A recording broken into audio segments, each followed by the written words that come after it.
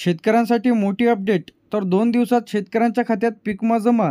तर सर्व शेतकरी बांधवांसाठी पीक विमा संदर्भात आज एक आनंदाची बातमी आहे। तर आता 2 दिवसात शेतकऱ्यांच्या खात्यात पीक विमा जमा। येत्या 48 तासांमध्ये पैसे शेतकऱ्यांच्या खात्यात जमा होण्यास सुरुवात होणार आहे। तर आता पीक विमा जे की 2 दिवसात इथं जे की जमा होणार आहेत कोणत्या या जिल्ह्यांमध्ये, तर आता कोणत्या शेतकऱ्यांना मिळणार आहे। जर तुम्हाला पीक विमा जमा जर झालेला नसेल तर तुम्ही हा व्हिडिओ शेवटपर्यंत बघा। सर्वप्रथम पीक विम्याचे जे काही पैसे आहेत ते 2 दिवसात शेतकरी बांधवांच्या पात्र शेतकऱ्यांच्या खात्यात इथं जमा होणार आहेत। तर आता लिस्टमध्ये तुमचा व तुमचा जिल्हा आहे की नाही ते चेक करून घ्या। सर्वप्रथम पीक विमा योजना ही यामध्ये जे काही हवामानामध्ये झालेल्या बदलामुळे त्यामध्ये शेती पिकातील गहू असेल, हरभरा असेल, तूर असेल, उडीद असेल, मूग, ज्वारी, तर अशा यामध्ये खरीप, रब्बी, अग्रिम या पिकांचा समावेश आहे। तर अतिवृष्टी, दुष्काळ, गारपीट, वादळ व किडामुळे झालेल्या जे काही नुकसान भरपाई बद्दल जे की सर्व शेतकरी बांधवांच्या खात्यात आता पैसे जमा होण्यास सुरुवात। तर यामध्ये मागील आठवड्यात नुकसान भरपाईचे पंचनामे पूर्ण झालेले आहे। पीक विमा कंपनीने सुद्धा इथं मंजुरी दिलेली आहे। सरकारने 2 दिवसात पैसे शेतकऱ्यांच्या खात्यामध्ये जमा होण्याचे सांगितलेले आहे। येत्या 48 तासांमध्ये जे की शेतकरी बांधवांच्या खात्यात खरीप, रब्बी, अग्रिम पीक विमा वाटपास सुरुवात। तर यामध्ये कोणकोणते जिल्हे आहेत ते सुद्धा आपण इथं पाहणार आहे। तर यामध्ये सोयाबीनसाठी तुम्हाला 17 ते 30 हजार रुपये हेक्टरी इथं तुम्हाला मिळणार आहे। तर कापूस 18 ते 35 हजार रुपये, तूर 15 ते 20 हजार रुपये, बाजरी व ज्वारी 8 ते 15 हजार रुपये, ऊस 20 ते 40। तर अशा पद्धतीने भरपाई तुम्हाला इथं मिळणार आहे जे की पीक विमा संदर्भात। तर आता यामध्ये जे की सरासरी शेतकऱ्यांना 17,000 रुपये हेक्टरीप्रमाणे इथं मिळणार आहे। म्हणजे आता 17,000 रुपये जे की हेक्टरी इथं शेतकऱ्यांच्या खात्यात पीक विम्याची रक्कम इथं जमा होईल। तर त्या दरम्यान 17 ते काही जिल्ह्यांमध्ये जास्ती वाढीव दराने इथं पैसे इथं मिळणार आहे।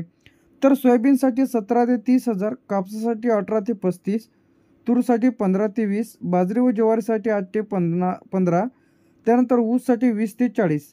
त्यानंतर इथं आपलं येते जिल्हा नागपूरमध्ये 2 दिवसात सर्व शेतकरी बांधवांच्या खात्यात सरसकट पीक विमा इथं जमा होईल जे की पात्र शेतकऱ्यांच्या। तर आता यामध्ये कोणते शेतकरी पात्र आहेत ते सुद्धा आपण इथं पाहणार आहे। अमरावतीमध्ये सुद्धा 2 दिवसात इथं जमा होणार आहे। यवतमाळमध्ये सुद्धा 2 दिवसात इथं जमा होणार आहे।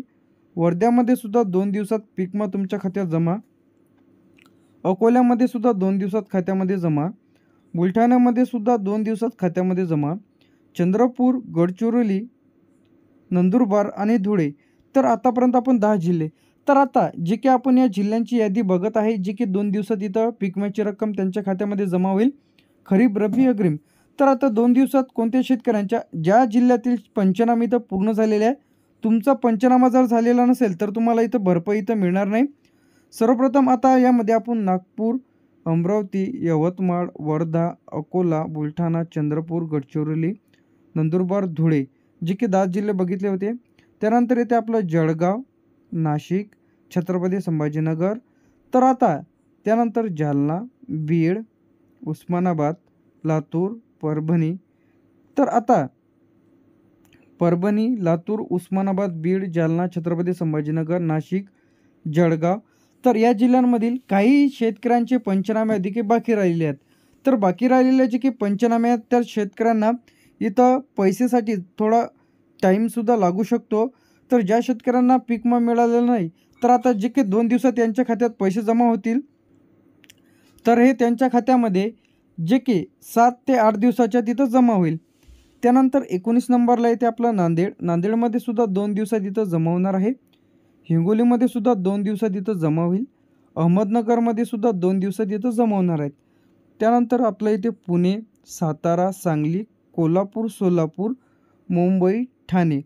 तर आता यामध्ये नांदेड असेल तर आता ज्या शेतकऱ्यांचे पंचनामे म्हणजे ज्या शेतकऱ्यांनी ई पीक पाहणी केलेली आहे, फार्मर आय डी कार्ड काढलेलं आहे, त्यानंतर त्यांच्या पिकाचे जे की पंचनामे झालेले आहेत, तर आता बरेच शेतकऱ्यांचे पंचनामे इथं राहिलेले आहेत, बरेच शेतकऱ्यांनी पंचनामे इथं झालेले नाही आहे।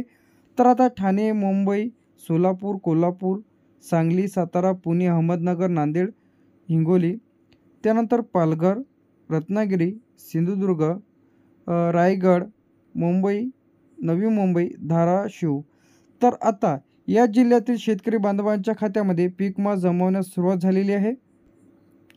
तर 2 दिवसाच्या आत सर्व शेतकरी बांधवांच्या खात्यात इथं पीक विमा जमा होईल।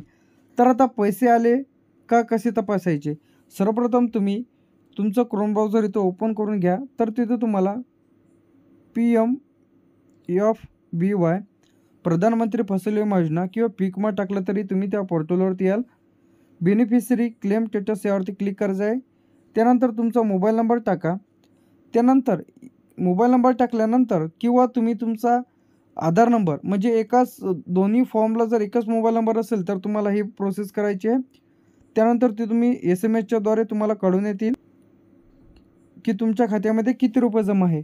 तर तुम्हाला फार्मर जे काही यावरती क्लिक करून सुद्धा तुम्ही चेक करू शकता पैसे आले नसतील तर। सर्वप्रथम तुम्ही तुमच्या बँक पासबुकला आधार लिंक आहे की नाही ते चेक करून घ्या, तपासून घ्या। त्यानंतर बँक सेंडिंग आहे की नाही म्हणजे तुमचं बँकेचं पासबुक इनॲक्टिव्ह आहे की ॲक्टिव्ह आहे ते चेक करून घ्या। जर तुमच्या लिस्टमध्ये नाव नसेल तर आता तुम्ही तक्रार केली म्हणजे जे की तुमच्या शेतामध्ये सोयाबीन असेल, तूर, कापूस, उडीद, मूग तर या पिकाची तुम्ही तक्रार केली होती का? ते सुद्धा एक महत्त्वाचा पॉईंट आहे। जर तुम्ही तक्रार केली तरच तुम्हाला भरपाईची रक्कम इथं मिळणार आहे। त्यानंतर आता ज्यांचं कोणाला पीक विमा मिळालेला नसेल तर त्यांनी कृषी सहाय्यक, तलाठी किंवा पंचायत समिती विमा कंपनीकडे तुम्ही तुमच्या जिल्ह्यानुसार भेट देऊन तुम्ही तुमच्या पीक विम्याची तक्रार करायची आहे। त्यानंतर यामध्ये पहिल्या 48 तासात काही जिल्ह्यांमध्ये इथं जमा होईल। त्यानंतर पुढील 3 ते 5 दिवसात उर्वरित जिल्ह्यात इथं पीक विमा जमा होणार आहेत। तर पीक विमा संदर्भात तुमच्या मनामध्ये व तुम्हाला कशाच्या रिलेटेड व्हिडिओ पाहिजे त्यानंतर सर्व पीक विमा संदर्भात अपडेट्स आणि नवीन व्हिडिओज तुम्हाला आपल्या OMT इन्फॉर्मेशन टेक यूट्यूब चॅनलला व्हिडिओ आपण अपलोड करणार आहोत। तर आपल्या चॅनलला सबस्क्राईब करून ठेवा। थँक्यू।